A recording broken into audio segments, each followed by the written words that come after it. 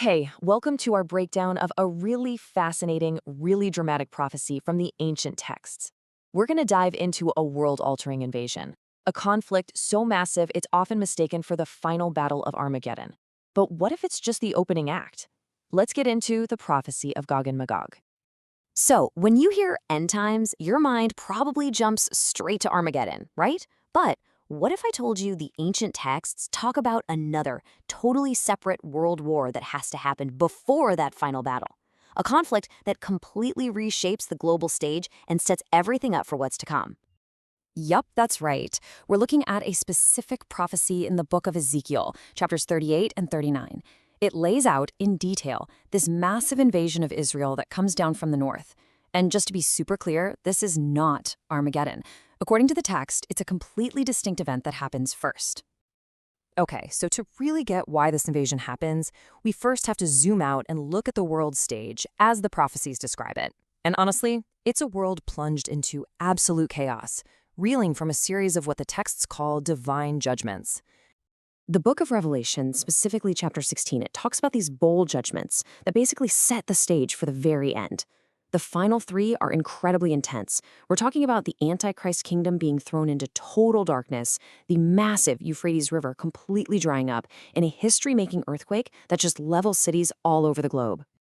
Now, that sixth judgment, the drying of the Euphrates, is a huge strategic move. The source text says this removes a major ancient geographical barrier. What does that do? It clears a path for the kings of the East to march their armies westward for that final showdown at Armageddon. It's like a divinely orchestrated move on a global chessboard. But remember, before all that happens at Armageddon, Ezekiel's prophecy points to this other massive conflict, the Great Northern Invasion, led by a mysterious figure the text calls Gog of Magog. And here's a really crucial detail.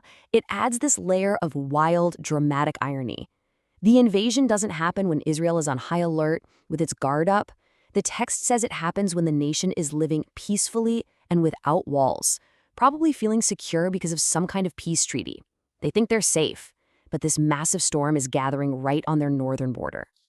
So, who exactly is in this invading army?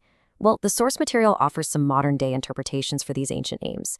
Magog and Rosh are identified as Russia, with Gog being its leader. Persia is, of course, modern-day Iran. Cush points to Ethiopia and Sudan, and other names mentioned are linked to modern-day Turkey. You can see how an alliance like that would just fundamentally change the balance of power in the world. What's really interesting is that not everyone is on board with the invasion. The prophecy mentions a few nations that kind of stand on the sidelines and question what's going on.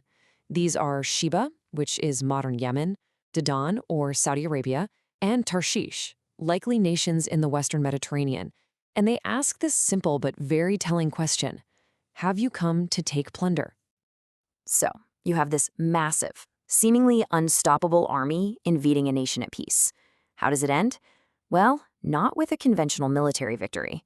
The prophecy is very clear that this is stopped by a direct, overwhelming, and totally supernatural divine intervention. The text describes a scene of just utter chaos. The invading armies are taken out by a massive earthquake, torrential rains, giant hailstones, and fire raining down from the sky. And in all the confusion, the soldiers actually turn on each other. It's a complete and supernatural annihilation, right there on the mountains of Israel. And if you think that sounds dramatic, the text then gives us some absolutely staggering numbers to help us wrap our minds around the scale of this aftermath. First off, the casualty rate. The prophecy says that only 1/6 of the entire invading army will survive to go home. That's a mind-blowing 85% casualty rate for what was supposed to be a massive, world power military force. And the number of dead is so immense, so overwhelming, that the text says it will take the people of Israel 7 months just to bury all the bodies and cleanse the land. 7 months. And then there's this detail, which is maybe the most astonishing one of all.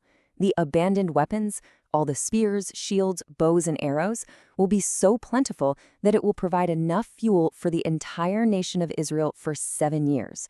No other fuel needed. And to make sure this event is never forgotten, the prophecy says the mass burial site gets a new name, the Valley of Hamon-Gog, which literally translates to the multitude of Gog. It becomes a permanent reminder of what happened to that invading army. But the end times aren't just about physical battles and armies on the ground. The source material also describes this powerful spiritual force working behind the scenes, an entity called Mystery Babylon. And this isn't a military power, it's a global system of spiritual rebellion that has immense influence. So what is Babylon? While the source explains that the term is actually used in 3 different ways in these texts. It can refer to the literal ancient city of Babylon, it can mean a future world economic system, and, the one we're going to focus on, it can mean a worldwide religious system. The book of Revelation gives us this really vivid picture of this system. It's shown as a woman dressed in purple and scarlet, covered in gold and jewels, all symbols of royalty and incredible wealth. And she's seen riding the beast, which represents the Antichrist's political empire, showing her deep connection to world power. And she's given this incredibly evocative and pretty shocking title, the Mother of Harlots and of the Abominations of the Earth. This points directly to her role as the symbolic source of all spiritual rebellion and false worship in the world. So why the term harlot? The source explains that in these texts, the term is used symbolically. Spiritual faithfulness is about being true to God. So, spiritual harlotry represents a departure from God's truth, a kind of spiritual unfaithfulness. And that's why Mystery Babylon is interpreted as a global religious system of false worship. So the takeaway here is that Mystery Babylon isn't just one single religion. It's a symbol for a unified global spiritual rebellion against God, a system that wields enormous wealth, political influence, and cultural power, all to deceive the world before its own prophesied destruction. And all of this brings us to one final, really thought-provoking question. When you take these ancient prophecies and map them onto modern geopolitics, how does that actually shape our understanding of the world today?